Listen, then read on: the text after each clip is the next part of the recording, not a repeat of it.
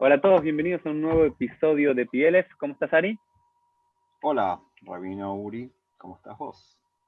Muy bien, Baruch Hashem.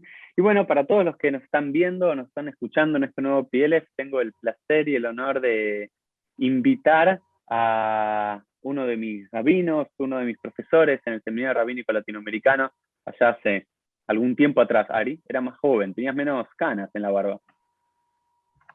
Me las tengo que pintar, es verdad. Me hiciste acordar. Ahí está, vamos a ver qué dice el Rambam sobre pintarnos las canas de la barba. Y Ari, aparte de ser rabino, es doctor de la Universidad de Jerusalén. Ahora nos va a contar un poquito más, Ari, dónde estudió y quién es él. Y hoy la idea es poder hablar junto a él y que nos pueda guiar un poco en la figura del Rambam, en la figura de Maimónides, especialmente en uno de sus libros centrales, que fue el Morene Bujim de la Guía de los Perplejos. Así que without further ado, Ari Burstein, para contarnos un poquito quién es Ari Burstein, para el que no te conoce. Bueno, voy a empezar desde mi última etapa de la vida. En realidad, nada, yo nací en Buenos Aires y a los 20 años fui a vivir a Israel. Estuve en Israel 23 años, con un lapso de 2 años que estuve en Buenos Aires como Sheliach del movimiento Masortí. Y en Israel, principalmente lo que hice fue estudiar, digamos, estudié en la universidad mucho tiempo, cosas no muy variadas, porque estudié un primer título, un BA en filosofía judía, un MA en filosofía judía y un doctorado en filosofía judía, y aparte también un BA en educación y no sé cómo, después hice un postdoctorado en filosofía de la educación, que era ya toda una revolución eso. Pero desde el año 2010 he vuelto a la Argentina, estuve 5 años de rabino en Mendoza, algunos años trabajando en Fundación Judaica, y hace ya casi 5 años soy el decano de Asuntos Académicos del Seminario Rabínico. Eso es el resumen de mi bio. Y aparte un fanático de River, ¿no es cierto? No, pero eso es lo más importante, si me querías preguntar de eso, claramente, sí. Por eso, fanático de River, con un sentido del humor muy particular, y un fanático aparte de River, no sé, eso no sé cómo lo pones en los niveles, de Maimónides, ¿no? De la figura del Rambam, Ari. ¿En qué nivel está? ¿Quién está primero? ¿El Sí, Rambam o River? ¿Cómo es? yo diría que ser fanático de Maimónides es un oxímoron, es decir, es una especie de contradicción en sí misma porque para Maimónides no puede haber ningún fanatismo en el sentido de que sea algún tipo de exageración, de algún tipo de pasión que te vaya para algún lado. Entonces no hay fanatismo. Lo que sí hay, Uri, yo te lo voy a decir con mis palabras, todo lo que resumí acerca de los estudios en filosofía judía para mí fueron, me imagino que todas las personas son influidas por lo que estudian, pero yo estudié algo que solamente puede tener éxito si sos influido, digamos. A mí estudiar filosofía judía me cambió totalmente mi forma de pensarme como judío, mi forma de ver la vida en general también. Y no es solamente Maimónides, digamos, hay muchos personajes y muchos procesos que cuando uno lo conoce con profundidad te hacen adquirir ciertas herramientas que, eh, como en realidad la filosofía en general, digamos, podés ver a la vida de manera, creo, más sofisticada, y esa es el objetivo final de este estudio. Maimónides claramente es una figura central acá, pero no es el único. Entonces, antes de llegar a Maimónides, me interesó esto que decías de estos diferentes filósofos que aportaron a tu cambio, ¿no? Esa filosofía que no solamente la contemplativa, sino la que te ayuda a cambiarte, a cambiar la forma de ser, a cambiar la forma de ver el mundo.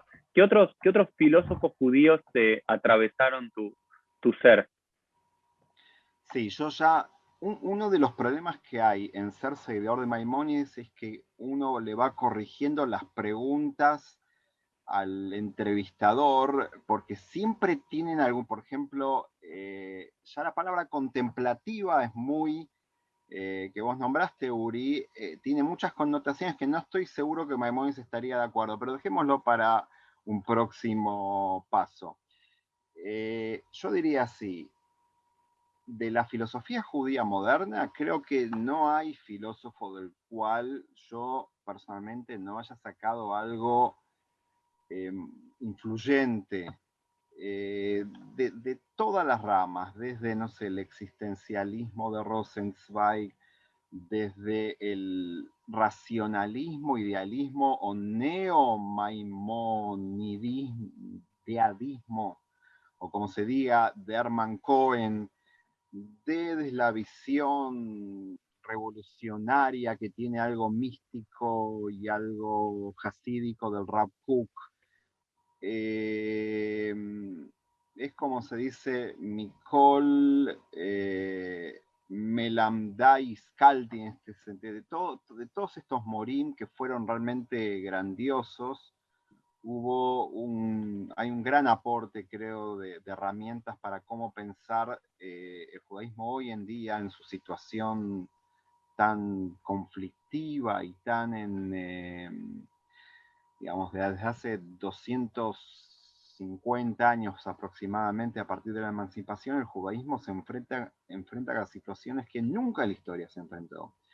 Y esta gente es producto de eso, es producto de, más que nada, el contacto de la civilización moderna, abierta generalmente, y que invita al judío a participar de ella, y por otro lado, la tendencia más tradicionalista y a ver cómo esto se puede compatibilizar. Porque hay todos los movimientos judíos modernos, incluyendo todas las ortodoxias posibles, son consecuencia de este proceso. El proceso de compatibilizar la modernidad con la tradición. Y estos filósofos se ocuparon de eso, por eso te dan herramientas tan interesantes. Y todos, ¿no? Hay como, y ahora vamos a hablar un poquito a Maimónides, y tengo miedo ya de hacer preguntas, ¿no? Porque yo siento que todo va a ser pasado por el tamiz de la reflexión filosófica, pero voy a hacerlas igual, porque no tengo mucho miedo. Entonces, y vamos a hacer algo que seguramente te va a molestar, Ari, o me vas a decir, no, esto te voy a repreguntar porque está mal, es, vamos de atrás para adelante, ¿no? Hoy, si uno va a la inmensa mayoría de los judíos y de los movimientos judíos y de los pensadores, todos encuentran algo en Maimónides, ¿no? Como una figura a la cual nadie puede rechazar, aunque fue rechazado y también vamos a hablar de eso en algún momento, ¿no? Y está el famoso Maimónides, your Maimónides, ¿no? Mi Maimónides, tu Maimónides, ¿no? Y el Maimónides de todos. Hoy Maimónides, ¿no? Si reviviese, no sé si el creyente queda Tamaitim, eso después me lo vamos a discutir un poquito, físicamente o más en sentido espiritual. ¿Se sentiría cómodo en algún lugar, en alguna corriente actual? ¿Cuál sería tu lectura, Ari? Maimónides sería un gran crítico, como son todos sus seguidores hasta el día de hoy, de todas las corrientes y de todas las posibilidades judías. Digamos, esa es la gran contribución de Maimónides. Poder pensar, digamos, poder por un lado, no sé, identificarte y de determinada manera, pero de una manera ciega, digamos, todo puede ser pensado, criticado. La crítica, lo decimos hoy en día como si fuese un valor de la modernidad, pero Maimónides lo aplicó claramente, digamos, la crítica es la mejor herramienta para la evolución de la sociedad, del ser humano, del pensamiento, etc. Maimónides es un gran representante de esto. Yo diría, mira, yo empezaría por el primer paso. Maimónides intentó hacer dos revoluciones. Una que tenía que ver con la revolución de cómo estaba planteada la tradición judía y específicamente la halajá, la ley judía. Maimónides pensaba que la gran parte del tiempo que era dedicado al estudio del Talmud, que es el libro más representativo de la Torá oral, gran parte de ese tiempo que se le dedicaba era una pérdida. y que el Talmud podía ser reducido y podía ser analizado de manera mucho más lógica, y Maimónides intentó ofrecer una hermenéutica mucho más lógica del sentido de, y hay una cuestión muy como sefaradíaca, sefaradí también español y también de los judíos orientales, donde las tradiciones provienen de una tradición anterior, digamos, se desarrollan, pero provienen de una tradición anterior, que provienen de otra anterior, que finalmente provienen de un tronco, que provienen de una raíz. Es decir, la tradición que nosotros vemos ahora es siempre una especie de rama o subrama de algo que tiene que estar lógicamente conectado con la raíz, y la raíz sería la Torá. Maimónides pensó que en su libro Mishneh Torah podía demostrar esto, ¿ok? Yo creo que sí lo demostró. ¿Cuál fue el problema? Que fracasó desde el punto de vista cuantitativo, digamos. Es un libro que realmente fue, no sé, aceptado, se toma como un libro, como una gran autoridad hasta el día de hoy, pero la gente, a pesar de Maimónides, siguió dedicándole al estudio del Talmud muchísimo más tiempo que el que Maimónides pretendía o ofrecía, digamos, como receta. Eso es una cosa, pero no es la más grave. Maimónides también intentó hacer una revolución en el mundo de las ideas. Porque principalmente, digamos, él creía básicamente que el judaísmo estaba mal planteado del punto de vista de las ideas, y que la gente pensaba mal, digamos, pensaba cosas incorrectas con respecto a muchas cuestiones judías, específicamente con respecto al concepto de Dios. Digamos, y ese mal pensamiento no es solo un detalle. Hoy en día nosotros vemos, bueno, alguien piensa una manera, otra persona piensa de otra, y no sé, conviviremos en el pluralismo, etc. Bueno, Maimónides es de otra época y no tenía esta cuestión. Lo que decía era que pensar mal acerca de Dios te convierte en un pagano, en un idólatra. Incluso siguiendo toda la halajá, incluso cumpliendo el Mishneh Torah casi a rajatabla, que es su libro de halajá, si uno tiene una mal formación de lo que sería Dios, sería un idólatra para el Rambam. Si vos cumplís con la halajá, tenés más peligro incluso de ser un idólatra. Tenés más peligro porque estás haciendo cosas con un nivel de conciencia muy alto, pero finalmente equivocadas. ¿Okay? Entonces es más difícil de salirte de esa equivocación. El hecho es que en estos dos intentos de revolución, en el campo de la ley, en el campo de las ideas, el Rambam fracasó. Sobre todo si la evaluación es cuantitativa. Es decir, y ahí voy a la respuesta de lo que me preguntaste, Uri. Si el Rambam viese hoy lo que pasa con los judíos, él diría que la mayor parte de los judíos son, de alguna manera, idólatras. Pero también lo hubiese dicho hace una generación, y hace dos, y durante toda la historia judía lo hubiese dicho. Ahora hay otras formas de idolatría, hay otras cosas que están de moda,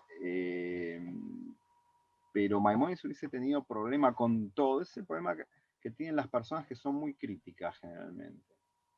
Te producen cierta... parecería ser como un estado de infelicidad, donde vos siempre ves, la crítica es siempre poner el dedo en la llaga que no está cerrada. Eso tenía Maimónides también. Maimónides, igual ahora querría ir, porque me parece que para todos los que están viendo y escuchando, quizás estamos metiéndonos muy en Maimónides y todavía no sabemos quién fue Maimónides, ¿no? Pues estamos dando por obvio que todos saben quién es, y me parece que parte del proceso pedagógico también que siempre tuvo el Rambam, de nunca dar por sentado nada, ¿no es cierto? Especialmente en su Mishneh Torah, y en el libro de Sefer HaMitzvot y demás, explicaba detalle por detalle. Te decía, yo te voy a explicar esto, y esto tiene esta raíz. Entonces vamos a explicar ahora en unos minutos más. Ari, te voy a pedir que nos hagas una mini biografía de quién fue el Rambam, pero me parece interesante estas dos revoluciones como la planteas, la revolución en la ley y la revolución en las ideas, porque también su libro, ¿no? El Mishneh Torah, el Yad HaFasakah, su obra monumental de la ley judía, que también va a ser uno de los tres grandes pilares del Shulchan Aruch, también tenía esta idea, ¿no? En No, su Shulchan Akdamá, en Aruch su de la ley introducción, judía. de Del la ley Shulchan judía, pero Aruch, bueno, entendí lo que dijiste, sí. pero el Shulchan Aruch utiliza uno de los Shalosh Amudim, ¿no? Junto al Rif y el Rosh, Claro. lo utiliza. Pero él en su Akdamá decía, ¿no? Y por eso lo llama Mishneh Torah, la segunda Torah. Si tenés la Torah que te dio Moshe, la Torah que te doy yo, que es como todo lo que llegó hasta nuestros días de la Mishnah, el Talmud, los comentarios de los Geonim, de Andalucía y demás, bueno, hasta acá llegó. Entonces, lo que está en el medio del Talmud y la Mishnah no hace falta estudiarlo mucho, ¿no? Entonces, para ocupar también tiempo en las ideas, porque estás todo el tiempo estudiando los debates de Rabba y Abaye, de la Gemara no tenés tiempo para pensar en filosofía. Entonces me parece que sí están conectados, ¿no es cierto? De alguna forma, Ari. Totalmente. Primero, Maimónides claramente no era humilde. Es un problema de personalidad, digamos. Pero él creía que era la verdad. Él creía que le estaba ofreciendo a la tradición judía una solución a algo que estaba ya en una penetración muy grande de siglos. Y como vos decís, Uri, en su introducción dice, mira, te doy el libro ultimativo que te va a solucionar la vida, te va a ahorrar horas y horas de estar con la Gemara tratando de entender en arameo cosas que son difíciles, raras, a veces no sabemos para qué están. Y él pensaba, humildemente, entre comillas, llamó a su libro La Segunda Torá. ¿Sabes qué? Desde este punto de vista puede ser que digamos, tenemos suerte que justamente no se convirtió en la segunda Torá, porque hubiese sido algo ahora que estoy hablando como judíos modernos, pertenecientes a una rama liberal del judaísmo, se hubiese petrificado la halajá, según la misma teoría de Maimónides, con su libro, digamos, no tendría por qué seguir. O solamente hubiese seguido, no sé, con problemas modernos, no sé, el ascensor de Shabbat visto desde la perspectiva del Mishneh Torah, tipo problemas modernos que solamente existen por la tecnología, y bueno, y claramente no fue así, la tradición judía se siguió desarrollando en todos los niveles. Pero acá lo interesante es cuál es la intención del Rambam, ¿ok? Es una intención absolutamente no sé, parecida a las intenciones de Superman, venir y salvar el mundo, que es algo tremendo. Por un lado, es algo que uno dice, pero ¿quién te crees? Si así le dijeron su propia, ¿quién te cree que sos? Y por otro lado, ahí está su gran contribución también. Pero hay varias cosas que quiero detenerme, ¿no? Pero quiero más escuchar tu voz. Lo primero es esta idea de esta figura no muy humilde, ¿no? Si Moshe Rabbeinu es catalogado como Anav Mikol Adam, ¿no? Como el más humilde entre todos los hombres, nadie pondría Moshe Ben Maimón a Maimónides dentro de la categoría de humilde, sino de un elitista. Entonces también es otra de las preguntas que te voy a hacer en un ratito, es si el judaísmo que pretendía Maimónides no tuvo éxito porque era un judaísmo para el élite, porque el pueblo y el común de la gente prefiere más creer en demonios, en milagros, en toda una cuestión mucho más espiritista y espiritual que la que entendía él. Pero antes de eso, quiero que nos cuentes, para los que no conocemos mucho, quién fue Moshe Ben Maimón, quién fue Maimónides, quién fue el Rambam, en pocos minutos un poco de su biografía, tanto personal como intelectual, para luego sí entender estas dos grandes obras desde la filosofía del Moreno Bujín y desde la halajá el Mishneh Torah. Maimónides es conocido, es realmente español, nace en Córdoba casi en la mitad del siglo XII, y lo que hace, digamos, es un pequeño geniecito desde su infancia, a pesar de que su vida es súper movida, es decir, en una edad muy temprana, casi bar mitzvah, la familia es parte de una emigración obligatoria por un pogrom que existe dentro de una de las sectas islámicas extremistas de la época. Maimónides hace una especie de recorrido, primero va a Marruecos, hace un pequeño recorrido por África, llega hasta la tierra de Israel, decide que no estaban las condiciones para asentarse ahí y decide finalmente asentarse en Egipto, donde se termina convirtiendo en el rabino de la comunidad de Fostat, es decir, sería uno de los suburbios del Cairo de hoy en día, y termina siendo también el médico personal del sultán. ¿Ok? Ahora, esta biografía, que casi siempre se cuenta de esta manera, tiene algo entre líneas que es muy interesante verlo, porque Maimónides se podría haber ido a lo que era la continuación de la comunidad babilónica, es decir, que, por ejemplo, la comunidad en Bagdad, ¿sí? Y no fue ahí, no fue ahí. Bagdad era la gran comunidad de esa época, y una de las cosas que nosotros vemos en toda la vida de Maimónides es la lucha ideológica que tiene Maimónides contra los líderes de la comunidad de Bagdad. Y es una lucha ideológica que tiene cierto contenido político, pero es más que nada ideológico. Es decir, Maimónides creía que los líderes de Bagdad estaban equivocados primero en el tema de las ideas, como dijimos antes, y también en el tema de la ley. Ya había una historia larga dentro de esa tradición de lo que nosotros llamamos los Geonim, de equivocaciones acerca de cómo habría que pensar la ley judía. ¿Ok?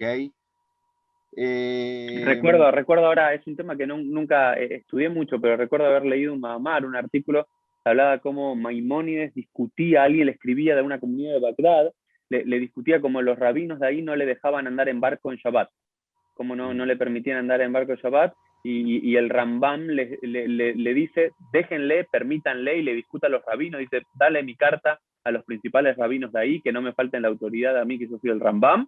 No, vos podés, no hay ningún problema lágico, que alguien esté manejando, un goy, que un no judío esté manejando, y vos andar acá, en España siempre se estuvo, siempre se hizo, acá en Egipto lo permito. Entonces también es interesante esa disputa, porque también Bagdad tenía como era el centro intelectual ya desde la época del Talmud Babli. Entonces discutir a eso es desde un lugar, entre comillas, inferior, como era el mundo sefaradí, no directamente Totalmente. bagdadí, era como mucha chutzpah del Rambam.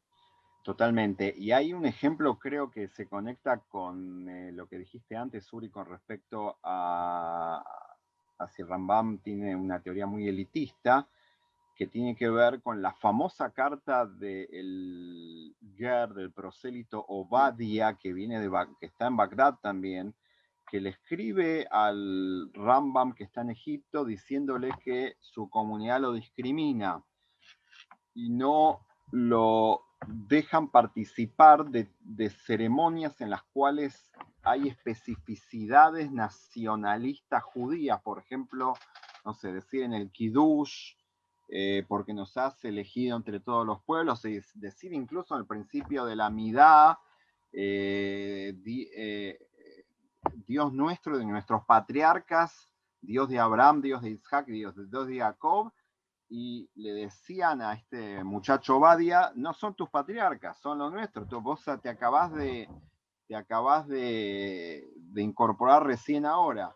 Entonces, esta es una carta muy famosa del Rambam, donde él le contesta a Obadia, pero se encargó de publicar la carta, donde le dice a la dirigencia de Bagdad, ustedes no solo son unos ignorantes, sino que son unos discriminadores, racistas, no entienden lo que es el judaísmo no es una pertenencia genética. Esta es una de las enseñanzas más increíbles de Rambam.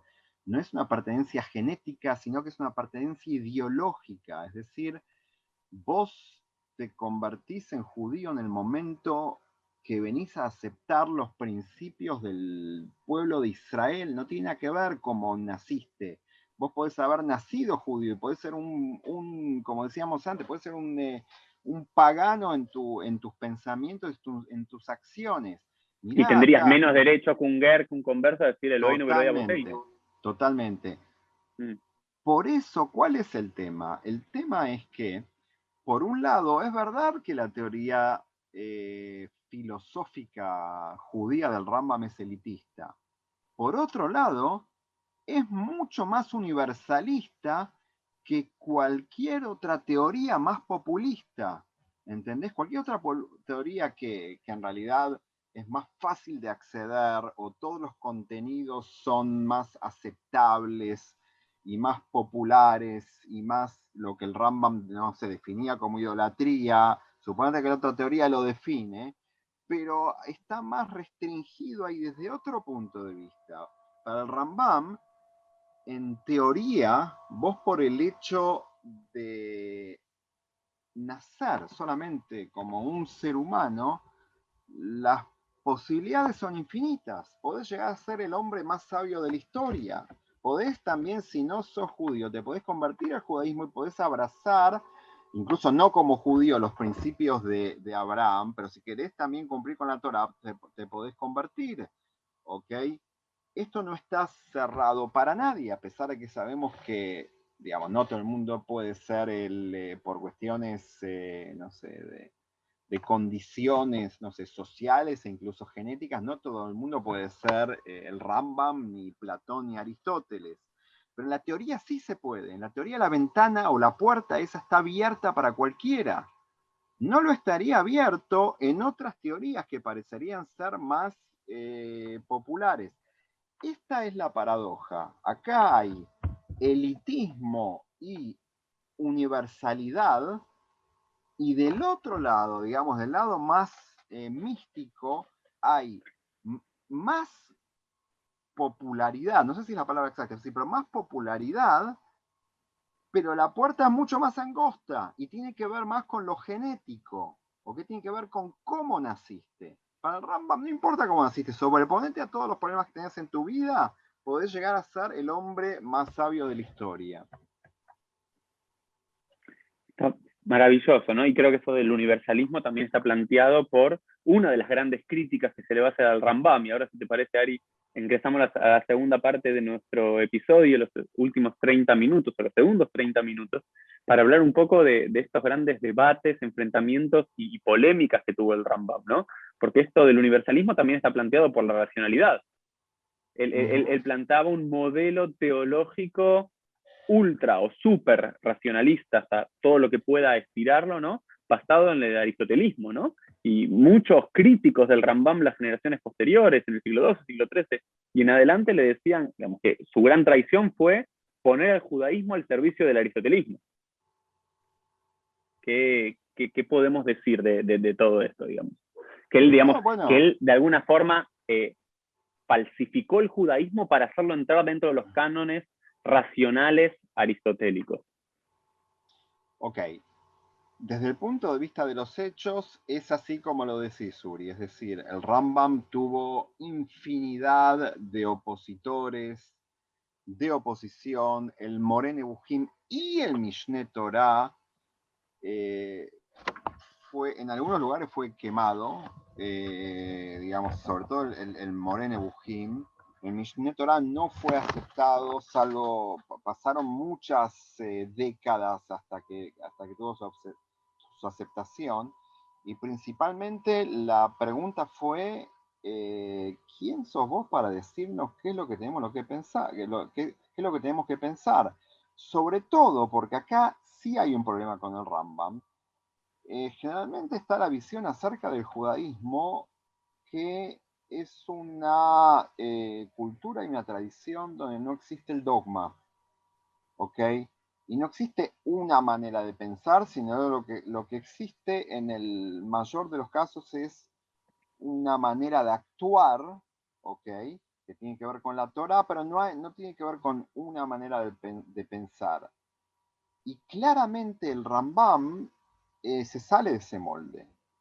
Se sale de ese molde. Es decir, otra vez acá hay una paradoja. El molde de la racionalidad, que es en teoría, debería ser compartido por toda la humanidad, desde ese punto de vista es universal e incluso puede decir, no sé, humanista, pero el problema es que si vos te salís de ese molde, es como que estás fuera, fuera de lo humano, ¿ok? Mm. Y hubo muchas críticas al Rambam con respecto a eso, es decir, ¿desde cuándo primero el molde es principalmente Aristóteles? El Rambam tiene algo platónico, neoplatónico también, eso lo ven los investigadores, pero es principalmente, no solamente Aristóteles, es Aristóteles eh, traducido y tamizado por la filosofía medieval islámica, ¿ok? Que no es exactamente Aristóteles. Para el que esté interesado en este tema, yo les propongo leer la guía de los descarriados, el Morene Bujim, en los 3 tomos famosos que sacó la editorial Sigal ya hace unos 60 años, que son en realidad originalmente son una traducción del árabe al francés de un hebraísta llamado Munch, un francés que León Duhovne, que fue un gran filósofo argentino que también le dedicó gran parte de su tiempo a la filosofía judía, lo tradujo al español, y en las notas de esos 3 tomos hay mucha dedicación a cuando una idea no es exactamente aristotélica, sino que está Mm. o tamizada por una versión islámica o a veces proviene de otros orígenes, de otras ramas de la filosofía griega. El, el Rambam es un nombre paradójico en este sentido, otra vez. La racionalidad puede ser compartida por todo el mundo, pero es una racionalidad determinada, no podés venir como, no sé, hoy en día se podría decir, no No sé, es muy relativista, no es muy relativista ni pluralista en ese sentido el es, Rambam. bueno, el relativismo es verdad, es un concepto moderno, pero claramente no le podrías venir a decir al Rambam, yo me autopercibo de determinada manera. Eso sería una cuestión absolutamente no racional para el Rambam, ¿ok? Porque la racionalidad es universal, no es individual. En el momento que vos la transformás en algo individual, quiere decir que te equivocaste. Pero, bueno, de todas maneras acá hay, yo imagino que es lo que vos a lo mejor vas a preguntar próximamente, ¿dónde está, cómo puede ser que haya una gran contribución del Rambam a muchos judíos hasta el día de hoy? Es verdad, ¿no? Que querías preguntar eso. Digamos, Claro, porque era la próxima que tenía, era la próxima que tenía. Gracias. Porque hay algo, por un lado, tremendamente moderno y algo tremendamente antimoderno.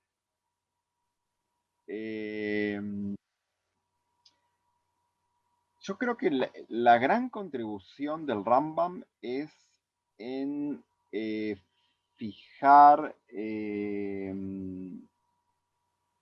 digamos, no tomar como obvio nada de lo que tenemos en la tradición judía y traer elementos hermenéuticos y herramientas de cómo explicar nuestra tradición, que, dicho sea de paso, eso fue lo que hicieron los filósofos judíos, incluso no racionalistas, después del Rambam. Es decir, no sé, Franz Rosenzweig, que es el filósofo más influyente del judaísmo moderno, que era un existencialista para nada rambamista, lo que hace es de alguna manera ver la beta existencial que hay dentro de los textos judíos. lo hace de manera tan genial y tan sensible y tan profunda que por eso lo conocemos hasta el día de hoy, digamos. Si hubiese sido algo muy superficial lo que hizo, no lo conoceríamos.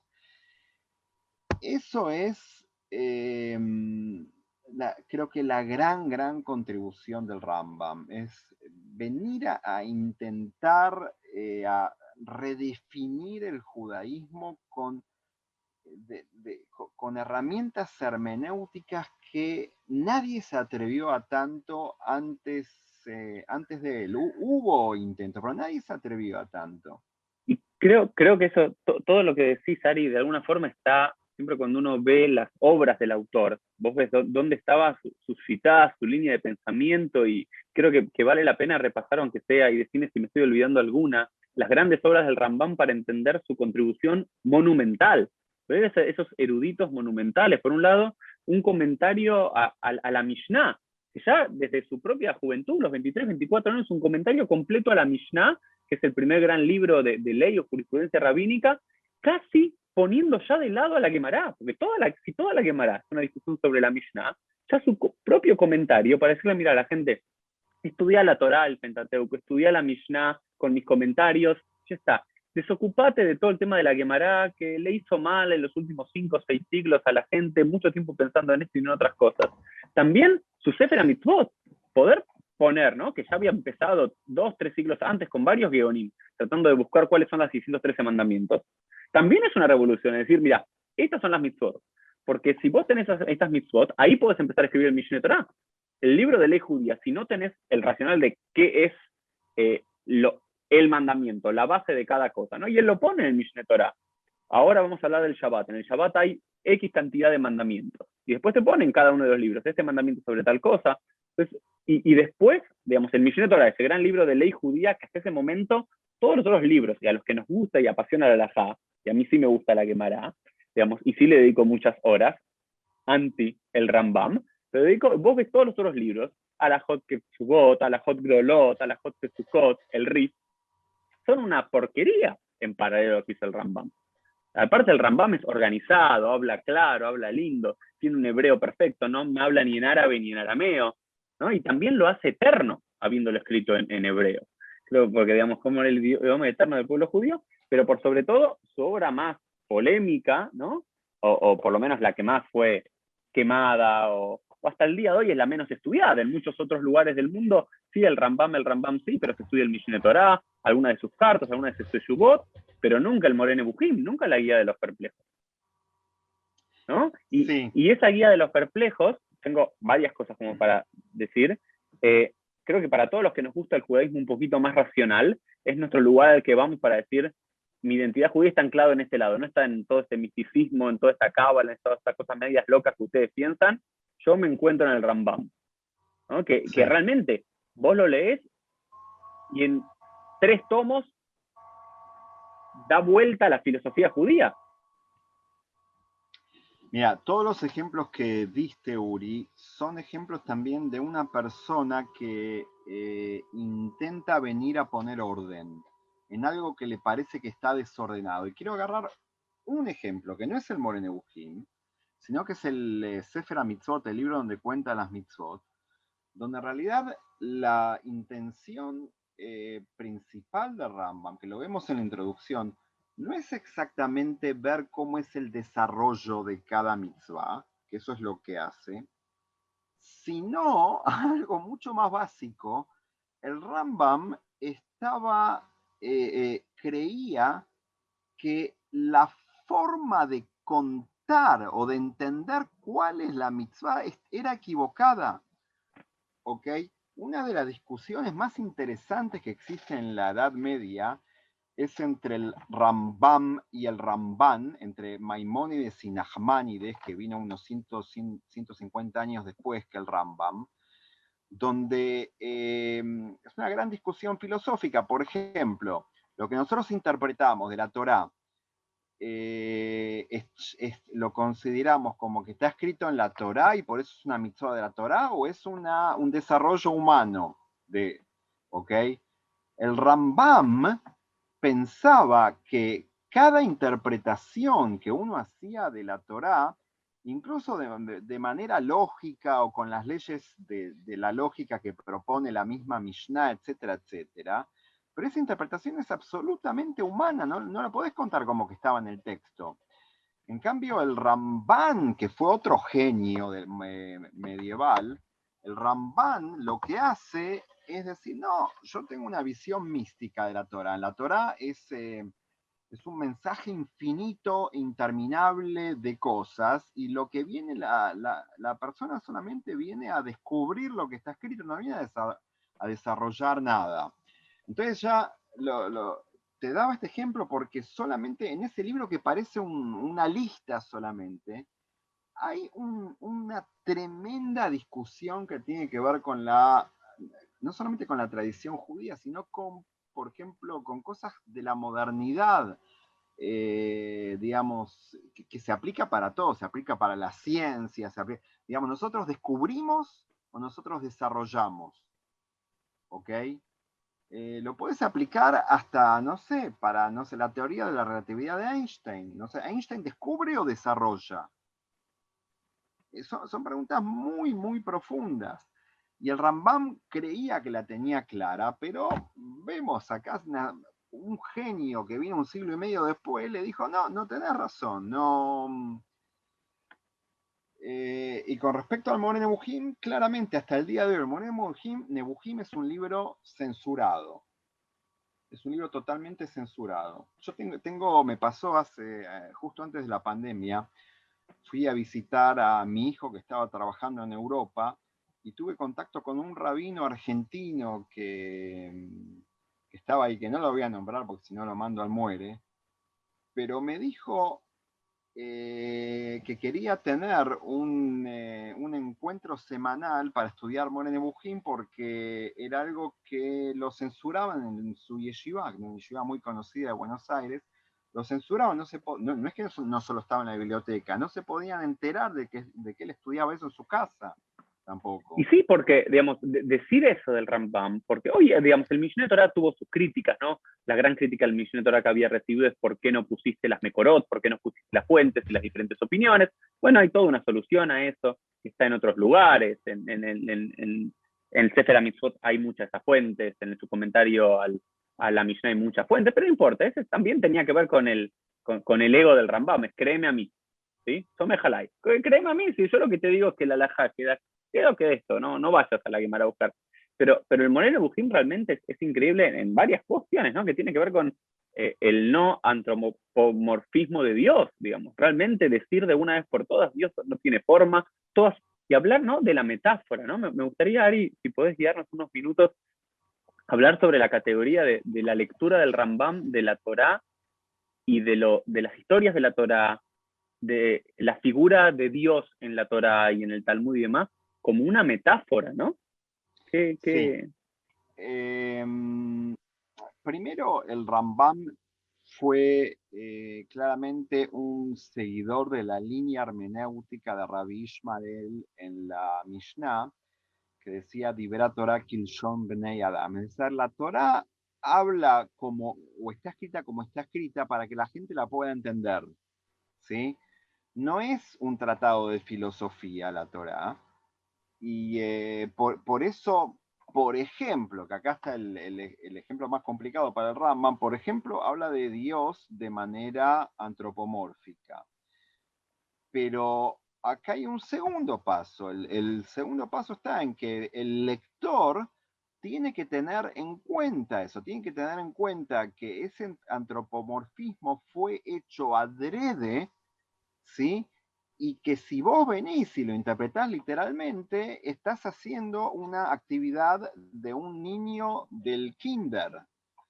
Eh, Porque ese antropomorfismo fue hecho para ser reinterpretado y ver qué quiere decir de manera filosófica. Toda la primera parte del Moreh Nebuchim es un diccionario de la Torá, sobre todo de las partes que hablan de Dios, ¿sí? Donde el Rambam dice, por ejemplo, qué quiere decir, sobre todo los diferentes verbos o las diferentes Que Muerte Dios en la se asentó, que Dios se enojó, que Dios separó la mano de Dios, ¿no? Exactamente, cuando hay descripciones del cuerpo de Dios o cuando hay descripciones de acciones de Dios, que para el Rambam es lo mismo. Te voy a decir que Dios se sentó, que Dios dijo incluso, es un pensamiento absolutamente idólatra, no pagano. ¿No? Digamos, Dios no dice nada, no existe eso. Este ¿Y es el cómo él momento. entiende? Este es un ejemplo muy concreto. Vayamos con este ejemplo de habló, ¿no? Porque todo el tiempo en la Torá, Vaidaber Adonai el Moshe Lemor. Y Dios le dijo a Moshe. ¿Cómo entiende el Rambam? ¿Salió una voz del cielo y decía, hola Moshe, shalom Moshe? ¿O cómo lo entiende el Rambam eso? Muy bien. Si alguien lo entiende de la manera que vos lo acabas de describir, que es la manera que no sé que Spielberg puso en El Príncipe de Egipto, o Pero que entiendo que la mayoría de los judíos realmente en el mundo exactamente. cree que eso es lo que pasa. Si alguien lo entiende de esa manera, tiene un problema de entendimiento según el Rambam. Digamos, un entendimiento muy primitivo o infantil, o cosas que hoy en día no son políticamente correctas decirlas. Ok, acá ya viene algo de Rambam 2, es decir, es una cuestión de ya un Rambam para avanzados. No me voy a meter en esto, pero solamente decía hay dos posibilidades. Yo soy partidario de la versión extremista de cómo se entiende eso. Y la pregunta, digamos, yo creo que el Rambam creía que eso se entiende de una sola manera, que el hombre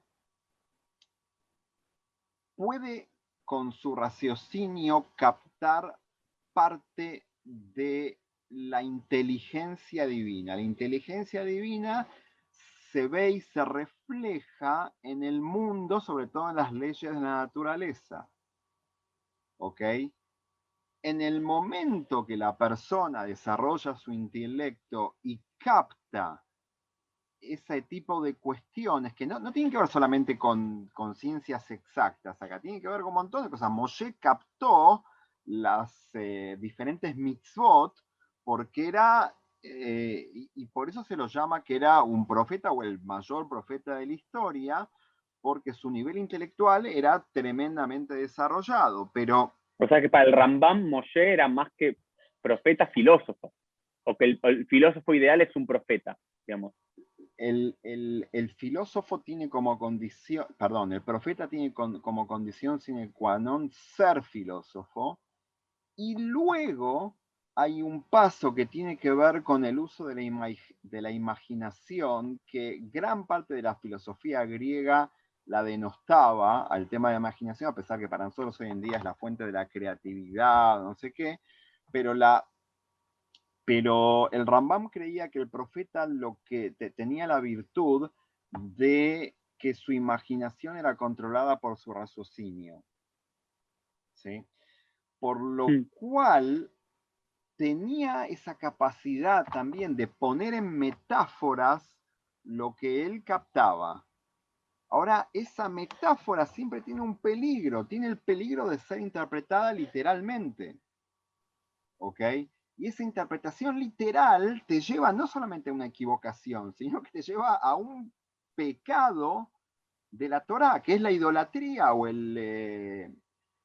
por eso es tan problemático. Ahora, volviendo a la pregunta básica y clave, ¿qué quiere decir cuando para el Rambam, yo creo, cuando la Torá dice, y Dios le dijo a tal, lo que quiere decir en la práctica es que tal entendió tal cosa. De la naturaleza, del cosmos, de la filosofía, del mundo. Algo que tiene que ver con el entendimiento humano. Es decir, para decirlo en una metáfora no rambámica, no es una comunicación de arriba para abajo, sino de abajo para arriba. Es como mucho más, digamos, siguiendo esa lógica, pensando, Ari, quizás algo que, por lo menos yo lo entiendo, y si yo lo entiendo, quizás alguien que nos está viendo, escuchando, lo entiende. Cuando uno lee en la Torá por qué Dios eligió a Abraham, es Dios el que elige a Abraham para ser su guía y su primer patriarca, pero no da razón, ¿no? Pero en cambio, en la literatura rabínica, en el Midrash, aparece esta idea como que es Abraham quien descubre a Dios. Bueno, ese es un caso, Uri, ese es un caso fácil según la tradición rabínica y según el Rambam. Está clarísimo que Abraham, el Rambam trae todos los midrashim famosos, digamos, Abraham es un perseguido ideológico que viene a luchar en contra del politeísmo y se da cuenta que todo el mundo está equivocado, al igual que el Rambam. Digamos, tenía el mismo ethos que el Rambam, pensaba que todo el mundo estaba equivocado. Y todos Pero estaban es de un lado y él estaba del otro también. Sigue siendo el exactamente, hebreo. exactamente. Ahí el Rambam tiene muchas fuentes para comprobar su teoría. Cuando yo te digo, cuando yo interpreto al Rambam en el caso de que la Torah dice, y Dios le dijo a Moshe, yo lo interpreto al revés, que Moshe también entendió un mensaje divino, no es tan fácil justificar eso. No es tan fácil. Claro, eso es lo que me pasa muchas veces con el Rambam, Ari, y con esto estamos entrando en los últimos 10 minutos de nuestra conversación. Como que me encanta el Rambam, y me encanta creerle al Rambam y usarlo como fuente para mi racionalismo judío en el año 2021, pero sus fuentes anteriores a él también son muy escasas dentro de la propia tradición judía, tanto Sí. bíblica como ¿Y eso, rabínica. eso qué vendría a demostrar, digamos? Que estuvieron todos equivocados menos él. Bueno, es que si vemos en una tradición judía que es básicamente una tradición, una shalshelet, ¿no? Digamos que se va pasando de generación en generación, algo se puede perder, alguien puede aumentar y demás, sería como muy, digamos, casi una ruptura, un cisma, digamos, al estilo de la revolución, de la reforma protestante, venir en el siglo XVI y decir, mira, hasta este momento todos se equivocaron y yo vengo a traer la verdad. Decir que el Rambam en el siglo XII hace eso con con 500 años, 700 años, 1000 años de tradición rabínica, me es muy fuerte, pero por el otro lado, me encanta el Rambam. Por ejemplo, cuando el Rambam dice demonios, espíritus, aunque todas esas cosas no existen, están en la imaginación, son emunot pelot, son tonterías que la gente cree, que el vulgo cree, pero agarras el Talmud y está repleto de eso. Sí, pero, ¿Qué ok, hago yo con eso, Ari? lo que hace es que el hecho de que esté en el Talmud no quiere decir nada. Vos lo que tenés que tener es una herramienta hermenéutica correcta para estudiar eso, ¿ok? ¿Y cuál es el problema? Por ejemplo, a mí me interesa, me es muy interesante ver cuáles son las corrientes de investigación de la filosofía judía en la modernidad, que son totalmente antirrambámicas, ¿ok? Totalmente antirrambámicas, y lo que hacen es generalmente una especie de juego al revés del Rambam, es decir, mientras más literal interpretemos, estamos más cerca de la verdad, o es el judaísmo más auténtico, más viviente, más... Ok, sin ser rambámico, yo te digo, es algo, pero muchísimo más erróneo y muchísimo más, yo creo que incluso revolucionario que el Rambam mismo, ¿ok? Porque nunca existió en el judaísmo una tradición de interpretación literal, ¿ok? O nunca el mito, por ejemplo, que es tiene mucho rating hoy en día, nunca el mito fue lo constitutivo, el mito tomado con todas las definiciones que hay hoy en día, no quiero entrar ahora porque es otro tema largo, nunca fue no sé, algo central en el judaísmo como lo quieren transformar hoy en día. Yo diría que hoy en día hay una revolución antirrambámica, fundamentalista, pero totalmente fundamentalista. Entonces, otra vez, Uri, cuando vos me decís, ¿qué hago con lo que está escrito?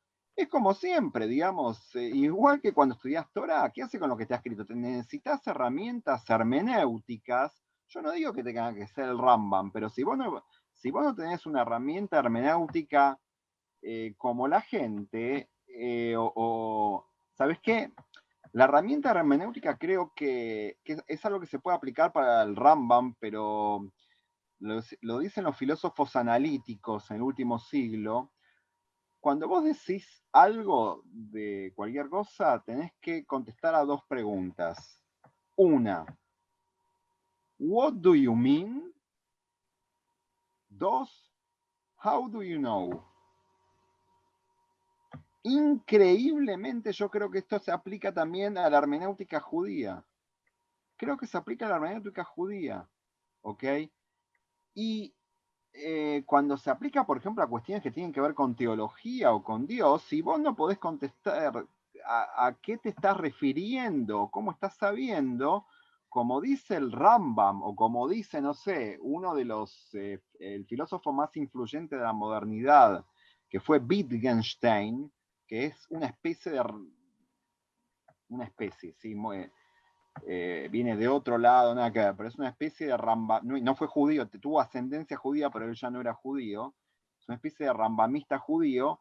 Mejor, si no sabes contestar eso, mejor cállate, porque está el peligro de cometer un pecado. Idolatría sería para el Rambam. Exactamente, exactamente. Y Ari, quiero empezar a terminar, pero tengo esto como dos preguntas, y quizás puedes empezar a cerrar la idea con estas cuestiones del Rambam, ¿no? Porque el Rambam y también su hijo, ¿no? Abraham ben Rambam, también tiene esta gran lectura en relación a que todo lo que sea ciencia de Hazal, que está en el Talmud, no necesariamente le creas a ellos. Alajá sí, ¿no? Y eso es lo que hace el Rambam con el Mishneh Torah, ¿no? Se va del alajá de Hazal, pero todo lo que es ciencia, todo lo que son los cuentos, los relatos, el Midrash, Agatá, no te lo tomes literal y no lo creas literalmente si se opone a la razón. Si se opone a la razón, busca otro lugar. Entonces, esto me lleva a dos grandes preguntas que tengo, ¿no? Porque es un gran problema que tengo yo, como hoy en día hay este fundamentalismo judío de la literalidad, de que los relatos bíblicos y que los relatos talmúdicos son historias verídicas de personajes de carne y hueso y eso sucedió, y no entiendo cómo el Rambam en sus 800 años no hizo mella en eso. Me quedan dos preguntas para hacerte. La primera es, ¿por qué si todo eso es metáfora para entender otras cosas de filosofía y otros pensamientos más profundos a través de relatos populares, o la gran mayoría de eso, que se opone a la razón es eso, ¿qué sentido tienen los mandamientos, las mitzvot? Número uno. Dos, ¿qué sentido tiene el judaísmo en general? Si a través de la razón voy a hacer todo, y no me conteste simplemente, bueno, el judaísmo es un shortcut para los que no les da la razón, ¿ok?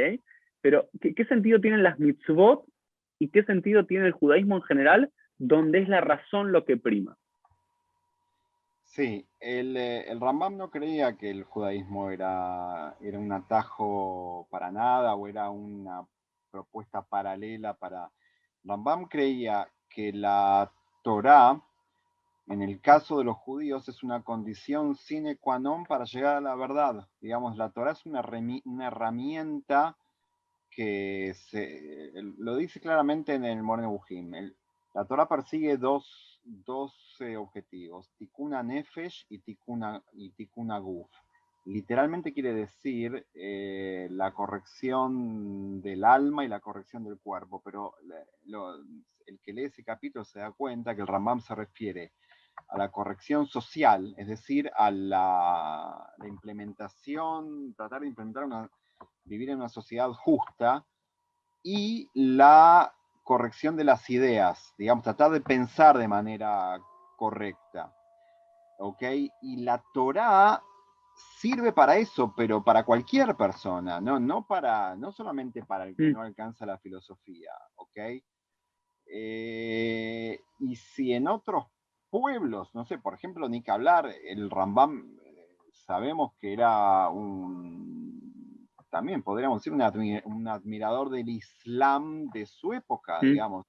Él creía que la persona que también interpretaba de manera correcta la tradición islámica era exactamente lo mismo, que era una tradición que le iba a servir para pensar correctamente y para construir una sociedad justa, porque sin una sociedad justa no existe la filosofía. Eso es algo clave del Rambam. Digamos, vos no podés estar.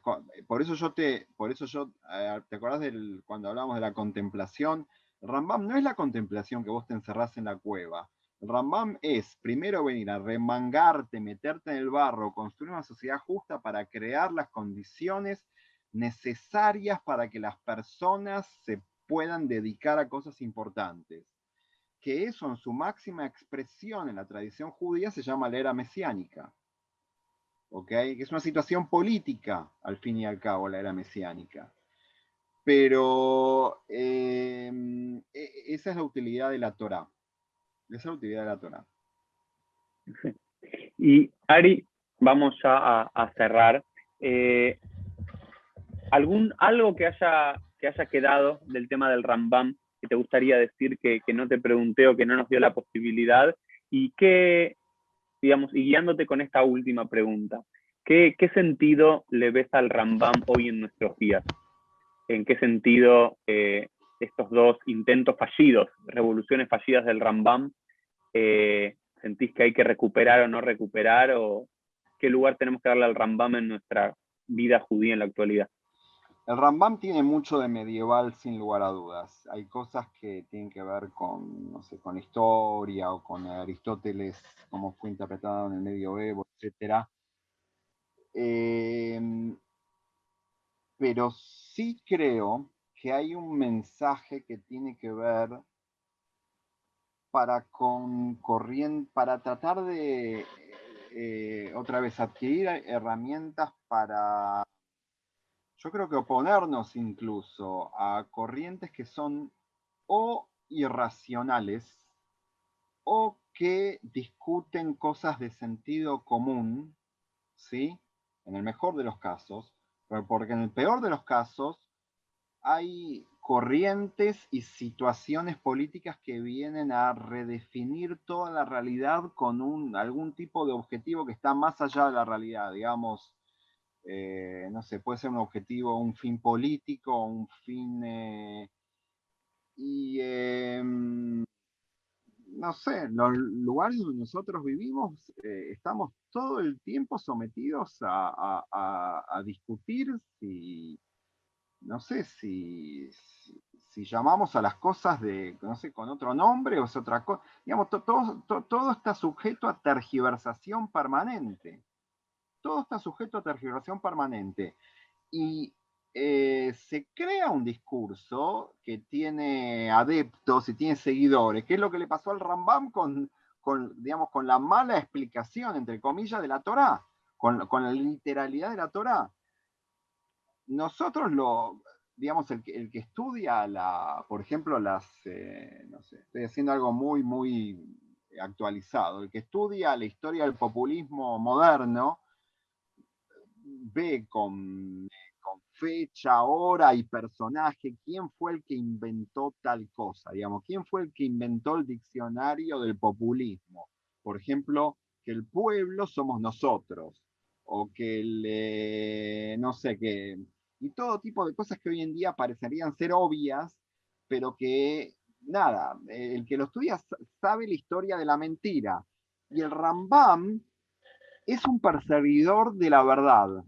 Es un perseguidor de la verdad, digamos, y siempre podés venir y decirle, pero ¿quién sos vos para decir que tenés la verdad? Bueno, ¿sabes qué? Yo vengo con la verdad, pero no diciendo que alguien me la dio, sino tratando de argumentar con cuestión, y acá está el Rambam, con argumentos racionales, por qué creo que tengo razón. No estoy seguro que tengo razón, pero por qué creo que tengo razón.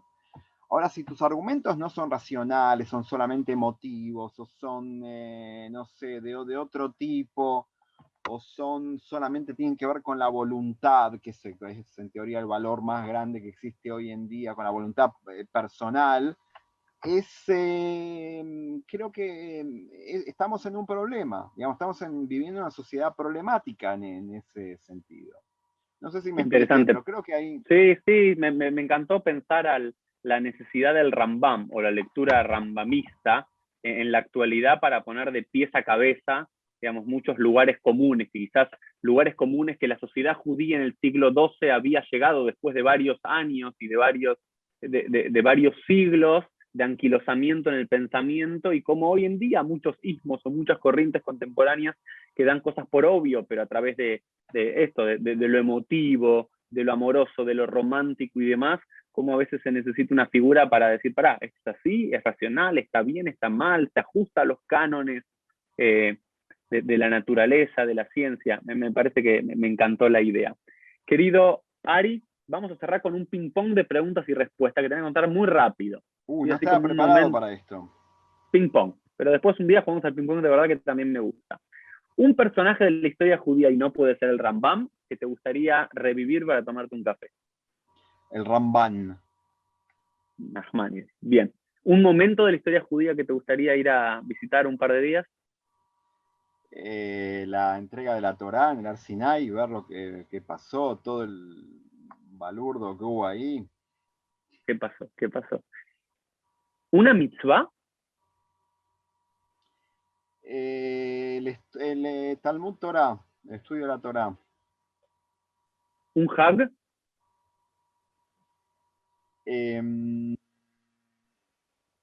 Yom Kippur. Ok. ¿Una historia bíblica? Así que decís, esta historia vuelvo una y otra vez. Casi todo el libro de Bereshit.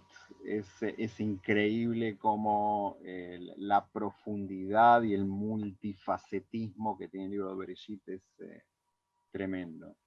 Y lo último, muy conectado con lo que dijiste una y otra vez del Rambam, que me encantó esa cita, esa filosofía, un mensaje judío para el mundo y no solo para los judíos. Sí, tiene que ver con lo que hablamos, tiene que ver con que